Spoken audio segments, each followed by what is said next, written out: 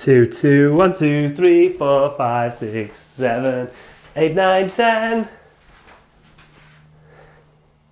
Hello everyone, welcome to Thursday's edition of the Chris Pritchard Cycling News Show. If you've not done already, make sure you subscribe to the channel, make sure you hit that like button if you enjoyed the video. In fact, let's just hit it now and preempt that we're going to enjoy it, okay? Or preempt that you're going to dislike it and hit that dislike button, but hit one of them, make a choice with your life, people, please. Without further ado, let's get on with the show. I was expecting more fireworks from the peloton and the GC riders, but they seem to be just again taking it pretty easy. Ineos just sat at the front of the peloton the majority of the day, just controlling it up those two climbs, and not a great deal happened. In the breakaway, I say breakaway, can you class it as a breakaway? There was around what, I think at one point there was 4,000 riders in that breakaway up the road. It was insane. It was just rider after. It took ages for the break to go. I was watching it live and people were just going off the front in ones and twos, and nothing was really sticking. Then all of a sudden, this massive snake came out of the peloton, just wound its way out, and then like 3 or 4 just chopped on the back of it. And then all of a sudden, Ineos, and I think it was maybe Bahrain Merida, just sat across the front of the road and went, whoa, no, that's it. No more. But we're not going to be talking about the stage too much today, because two big stories coming out of stage 12 is Greg Van Avermaet unleashes a devastating attack on the Bora Swanny. 次の乾燥で備えていると思うので、だいぶでも今第一ちょっと今ボーラのスタッフですね。大丈夫ですか？大丈夫ですかね今。頭ちょっと打ったかもしれないですね。引っかかりましたかね、リプレイ。これ補給を渡して、選手と違いましたね。ちょっとバンアーベルマートに当たっちゃったかな。でも選手は落車せずにっていう。Thankfully, it looks like this one, from Bora is okay. It looked like he was getting to his feet. They've not tweeted anything about it, so I can't help thinking that it's not that serious. It did look like he took a massive blow to the back of the head, though. That could have been really, really serious. Now, speaking from experience, having been a Soigneur for quite a few years at various different teams, it's so easy to get locked onto a rider or to focus on your specific job that you forget about your surroundings, and unfortunately, that Soigneur did. You can see from it, it looks like Greg Van Avermaet was trying to actually apologise to him, maybe with his bottle somehow. There was no ill intent behind that whatsoever from GVA. So now the next story is more akin to a murder mystery than it is a cycling story. But Rohan Dennis, has anybody seen him? For about 3 hours this afternoon, the boy went missing, and it's still unclear exactly what the hell has happened. I was watching the coverage live at the time when the commentators literally just said, oh, that's a shame, Rohan Dennis has retired, has abandoned. That was it. It came up on the screen, graphic came up saying Rohan Dennis has retired. And then about 2 hours later, a couple of tweets were coming in saying, anybody seen Rohan Dennis? Does anybody know where Rohan Dennis is? Has anybody seen him? And even the team weren't too sure. They obviously knew where he was at that point, but they were keeping it on the down low, not really saying much about it, but it appeared that Rohan Dennis had gone missing. And then a couple of tweets came in with Rohan Dennis's bike sat outside the team bus. I think they were fake news, to be fair, because one, if the boy's retired, they're not going to leave his bike outside of the bus. And two, the chances are that bus was on its way to the finish line and in transit, so couldn't have happened. So I think that was a bit of fake news going on there. But still, the rumours continued. Then Bahrain Merida took to Twitter and said, our priority is the welfare of all our riders, so we will launch an immediate investigation, but will not be commenting further until we have established what has happened to Rohan Dennis. Meantime, we continue to support our riders who are mid-race. And then Sue Dietrich replied to that Bahrain Merida tweet with this tweet. He was seen arguing into the car before abandoning. Unhappy old school emoji. And then rumours and speculation start to come out about that as well. You've got Orla Chenoweth from Eurosport tweeting this. Our Eurosport UK start team witnessed obvious tensions between Rohan Dennis and Bahrain Merida at the team buses this morning. Whatever's gone wrong, it was building. Various reporters had tweeted also saying that they'd seen Rohan Dennis head into the bus, leaving the bus. And in all the tweets, they're all saying the same thing. He looks angry, he looks furious, he looks upset.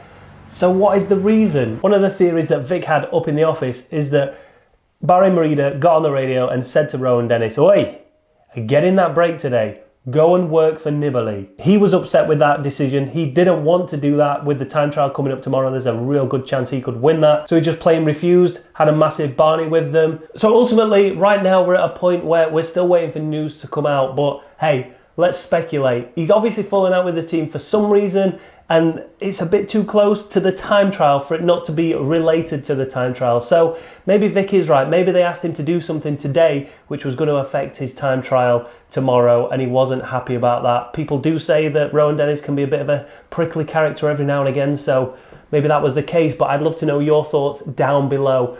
Why do you think Rohan Dennis quit today? Genuine or just some stupid, weird, bizarre argument? Who knows? Right, as I was recording this story about Rohan Dennis, the Tour de France was on and it was coming down to the last couple of Ks.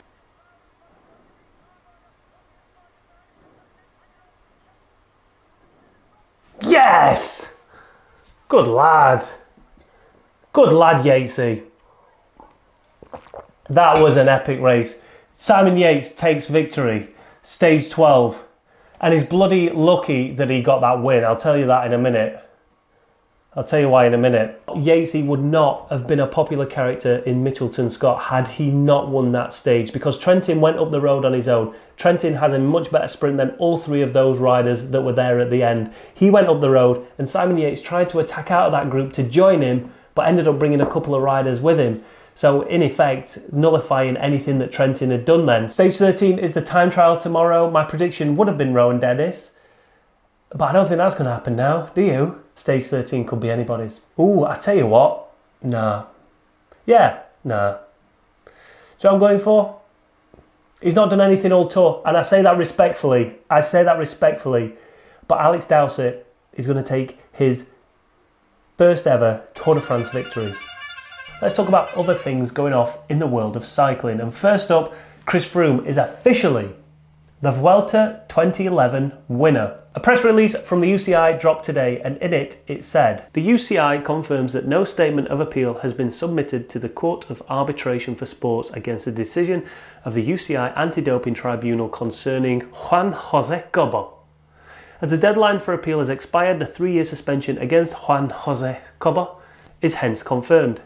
The UCI has proceeded with disqualification of results obtained by the rider." And there you have it, 2011 Vuelta España winner Chris Froome, making him the first British rider to win a Grand Tour. OMG. I think we've spoke about this before. We'll touch on it again briefly, but because the first thing I think about is, all right, well, let's put a winner to these 7 Tour de France's that never existed. Like, why isn't a winner being allocated to those? And I guess a lot of you would say, well, the top 3 guys on the podium all got done for doping or all were embroiled in some sort of doping allegation and scandal.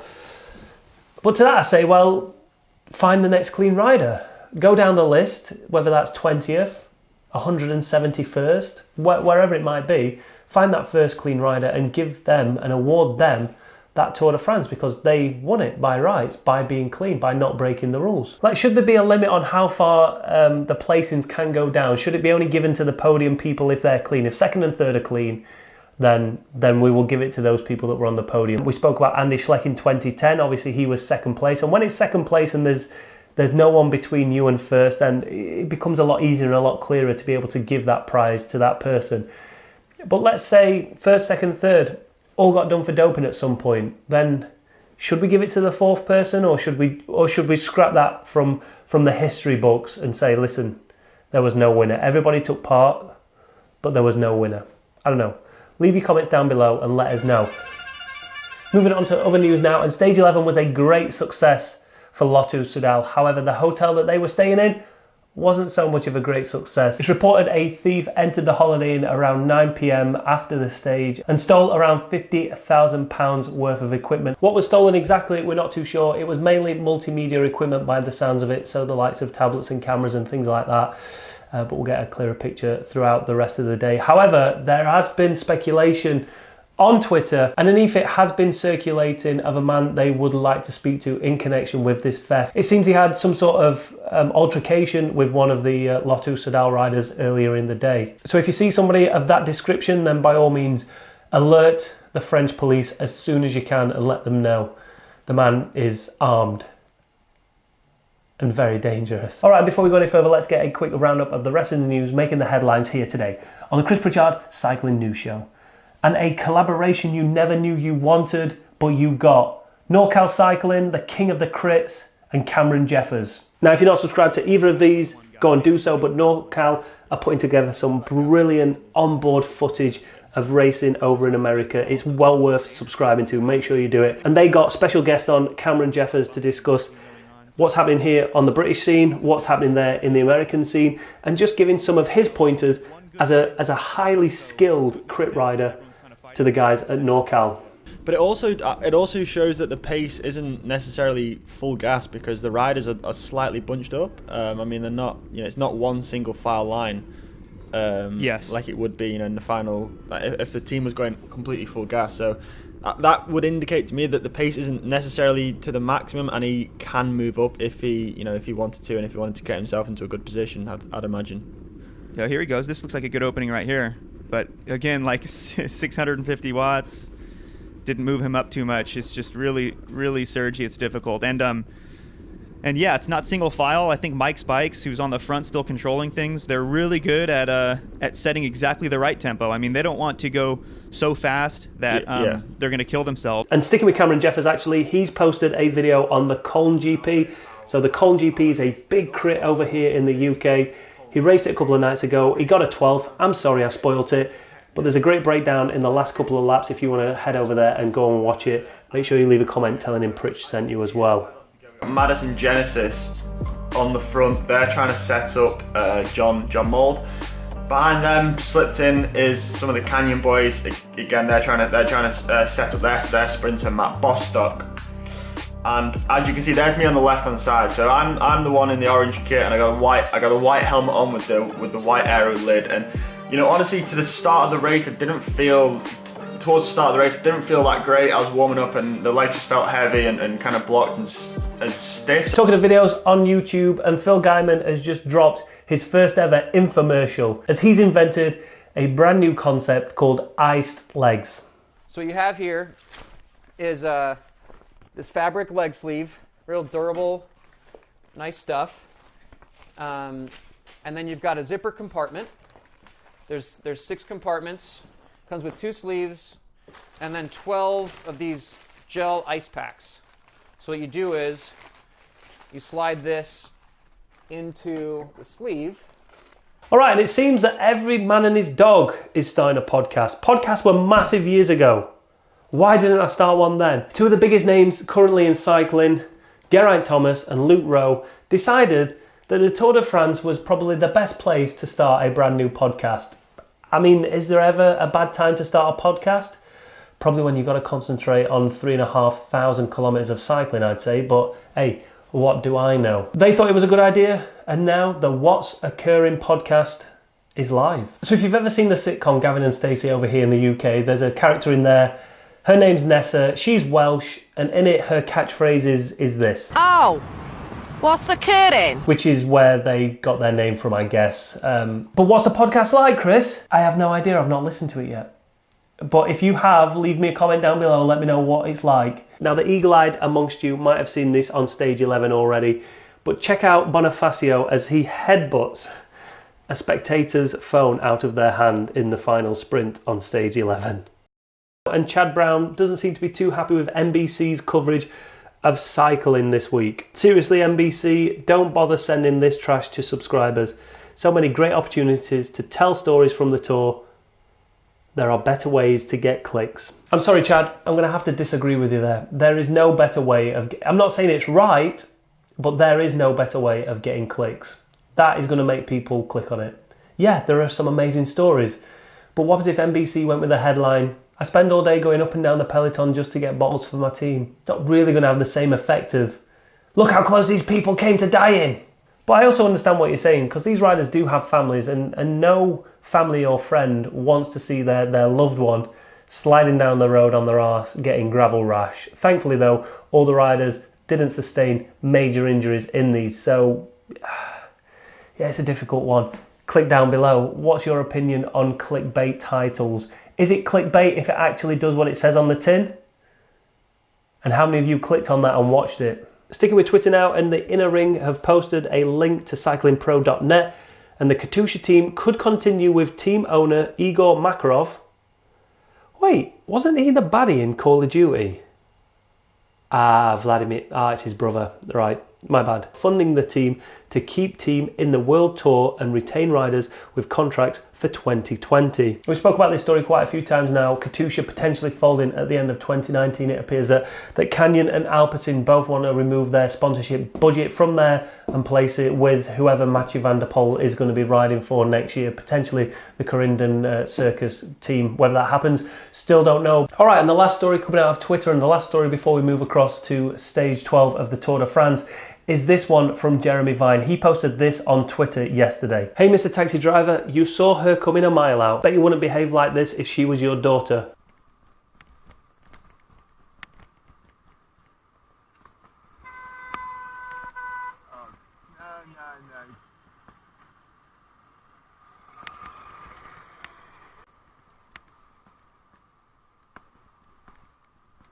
Let's run that video again and let's break it down Pritchard style. All right, so let's just pause it about here. All right, so we've just had a cyclist cross the road just there. We've got this cyclist here who's going to make the move. There's a taxi driver. Now, I would argue that this taxi driver's attention is more on this cyclist here. He has to navigate past this cyclist. Out of his peripheral vision, you could potentially see that cyclist there. But if I'm this taxi driver here, I'm preempting everything that's happening here. The lights are on green. I've got a cyclist in front of me. This one here deserves my utmost attention, not this one, because this one should be stopping because the little red man's just on the post there. So this cyclist shouldn't be crossing the road. It'd be ridiculous for this cyclist to cross the road. So I will ignore this one, because they should be doing what they're doing, and I will concentrate my attention on this cyclist here. Let's carry on playing. Do it! I'm sorry, do it! You started crossing the road. The lights are clearly on green for the taxi driver, so why haven't you made some sort of visual check to ensure that there is nothing coming? Fine, this way, clear. This cyclist has moved up now, which allows this taxi driver to now take his gaze elsewhere. He would have spotted this a long time ago though. When she made a move around here, he would have spotted that. Fair play on the honk. It's his right of way. He slowed down almost to a stop there. Taxi driver. Jezza, there's a taxi driver here, look. It barely looks like you've had time to cross the road there. So no. I'm with the driver on that. In a response to his own tweet, Jeremy Vine did say the cyclist was at fault. The cyclist is clearly at fault. However, the driver had the option of stopping. He is in 2 tons of metal. She is a young woman on a bicycle. He chose to plough through. That's all. He didn't plough through. He clearly was ready to stop and at a speed where he could have instantly stopped. There was no risk of him actually hitting her, but let's go back to the start and just, why hasn't she stopped? What gives her the right to just cross a road like that? I want to be there for cyclists. I want to have the cyclist backs. But when they do stupid stuff like that, it's hard. I'm fully behind the taxi driver there. Like, he didn't do anything aggressive. He didn't do anything wrong. He simply alerted the woman with his horn. He didn't have to stop. He slowed down enough so he wasn't going to hit her, but he didn't have to stop. It was a taxi driver's right of way, not the cyclist. Anyway, let us know your comments down below on that one. Thanks for watching, everybody. Don't forget, 2 days now and I'll be in France. There's going to be no video tomorrow. However, link down in the description to Chris Pritchard's personal Instagram account if you want to see my road trip, because it's going to be a bloody road trip. If you want to see my road trip to France, head over there now, follow me on Instagram, give it a good old stalk, have a flick through some of my pictures, hit the heart button on a few of them, make me feel like I'm important, and follow it as I take you on a trip to France for stage, what will it be, 13, 14 at Tour de France. I'll be back on Saturday. Take care of yourselves, everyone, and until Saturday,